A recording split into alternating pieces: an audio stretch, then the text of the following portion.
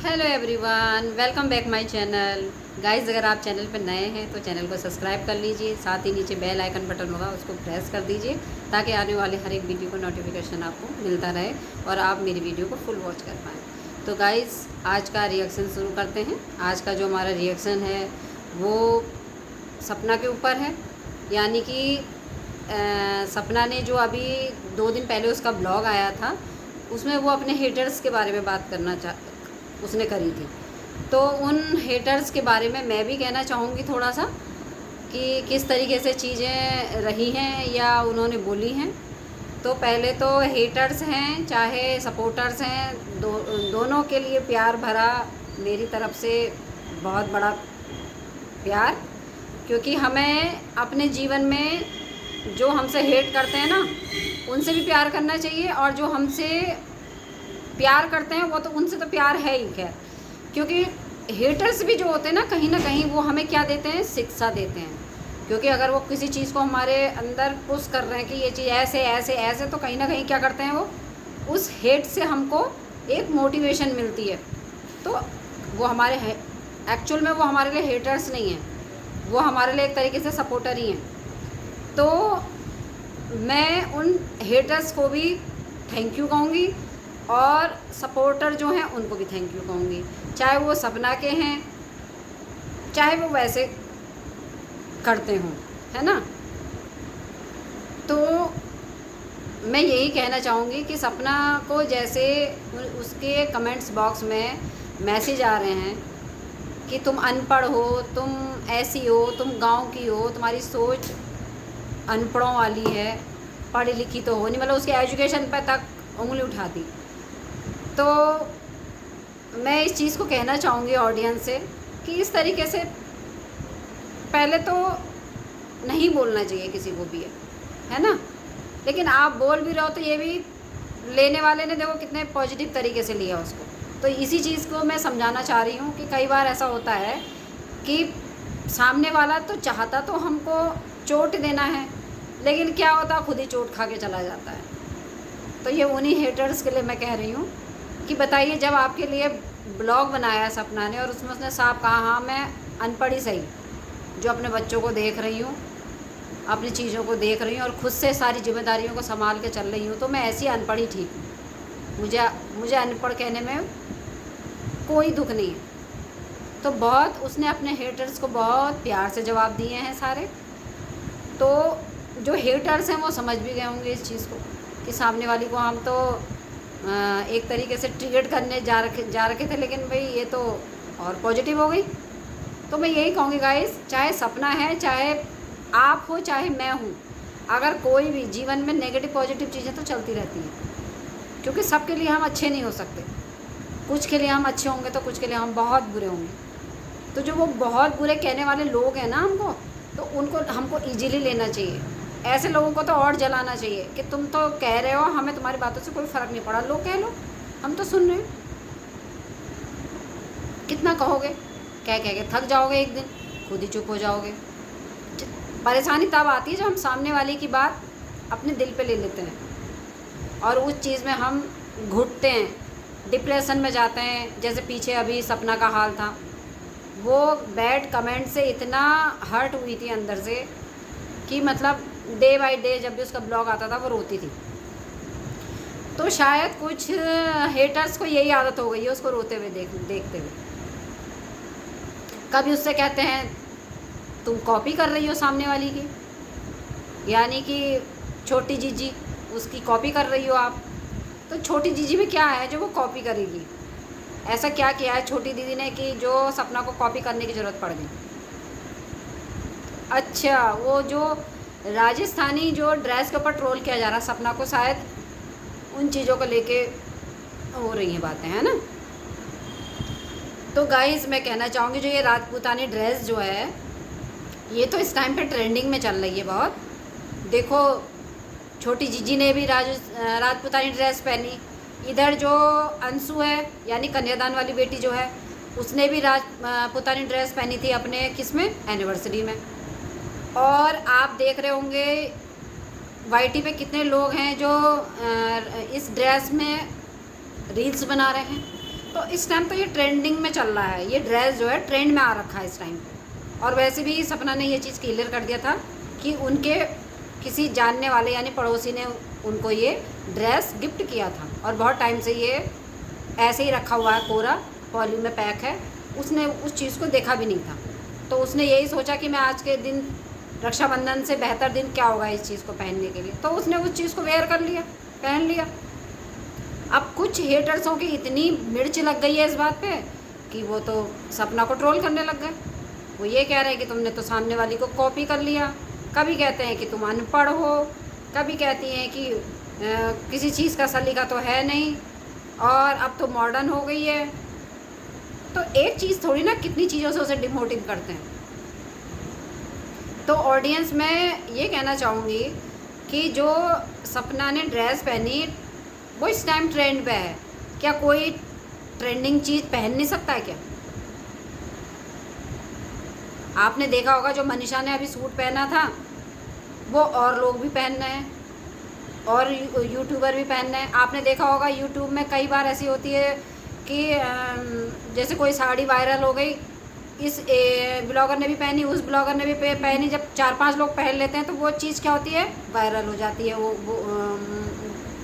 वो ड्रेस या कोई भी चीज़ है।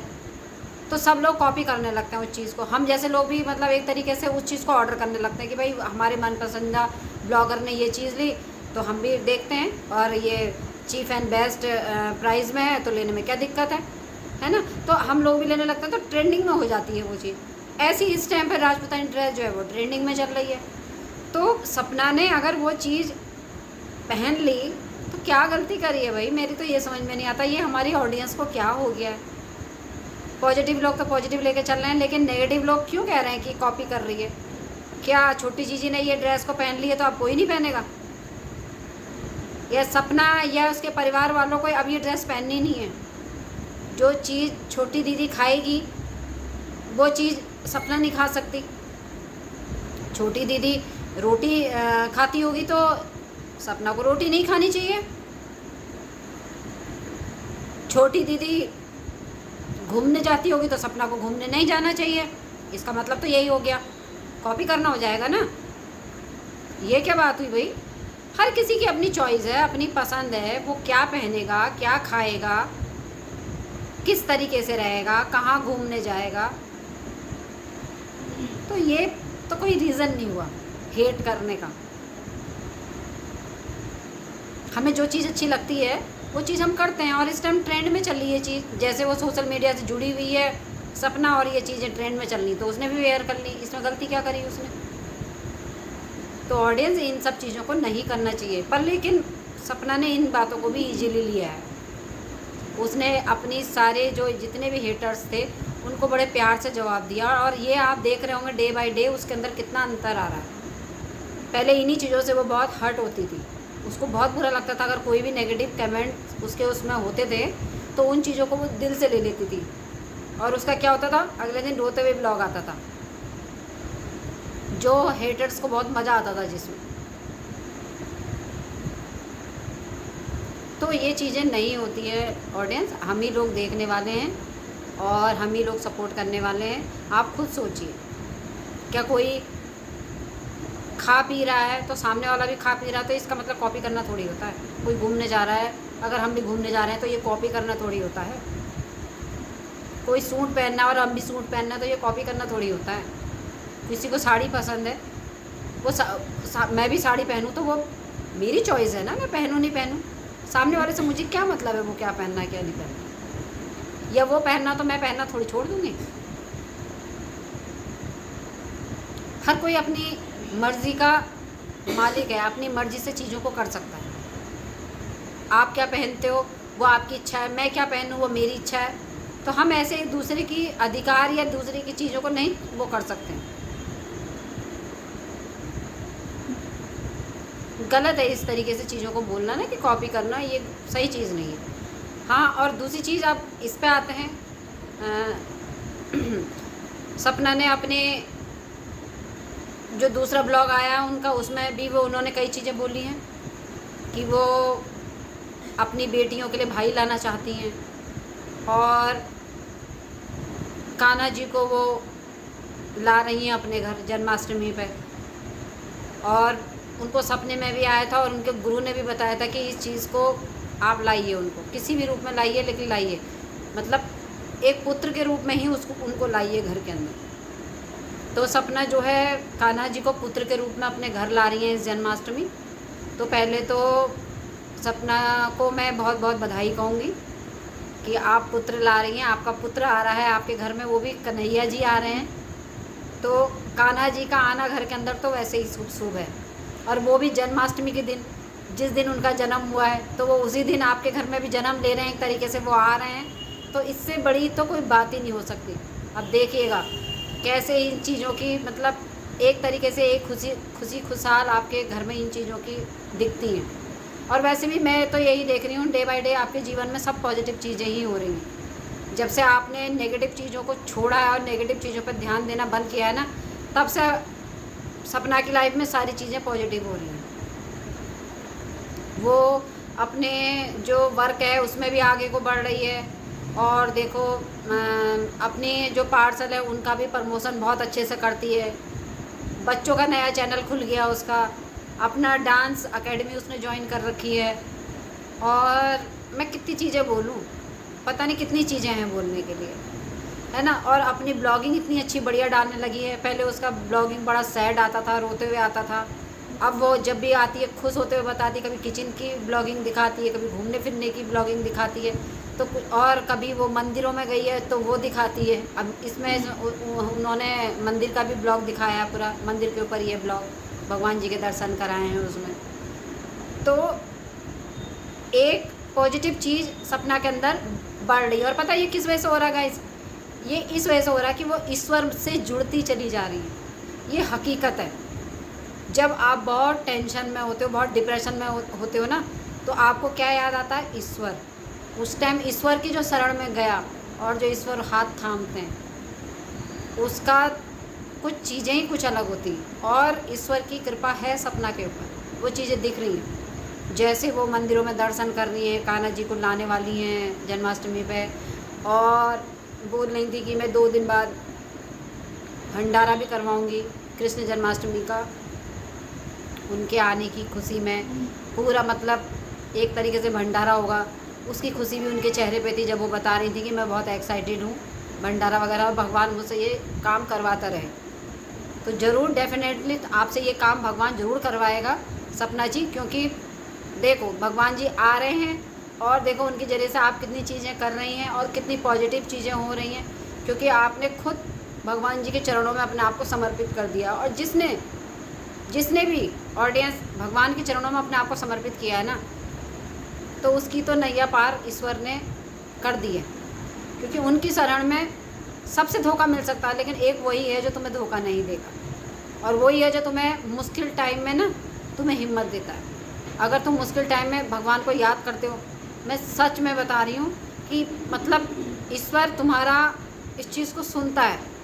कुछ नहीं, तुम्हें अंदर से मजबूती तब भी आएगी उस चीज़ से फ़ाइट करने के लिए। आप उस चीज़ से फ़ाइट करके निकल जाओगे आराम से। जबकि कभी कभी यही चीज़ें ऐसी होती है, इतनी नेगेटिव बन जाती है हमारे दिमाग में कि वो चीज़ हमारे लिए बहुत भारी हो जाती है, मुश्किल हो जाती है।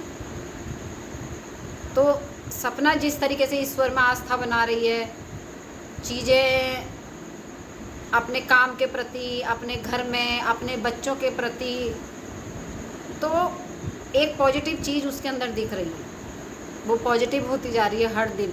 तो इसीलिए तो नेगेटिव कमेंट्स वालों की भी वो परवाह नहीं कर रही है।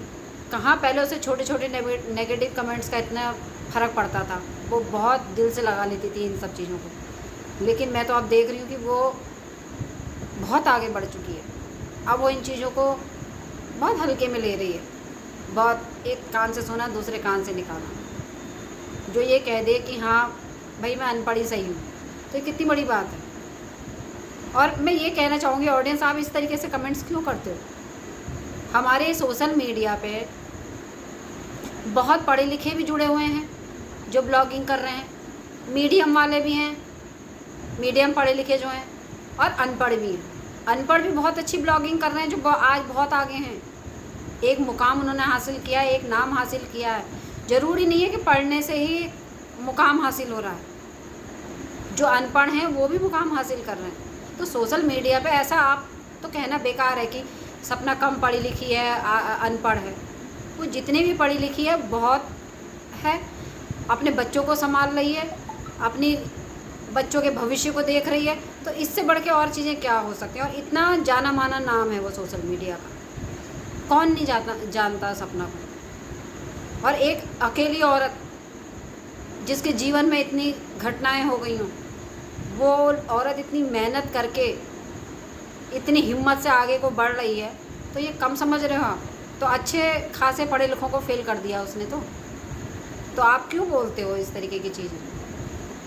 सिर्फ डिमोटिव करने के लिए उसको रोता हुआ देखकर अच्छा लगता है। गाइस, हमें ऐसा होना चाहिए कि हमें दूसरे के चेहरे पे मुस्कुराहट ला सकें।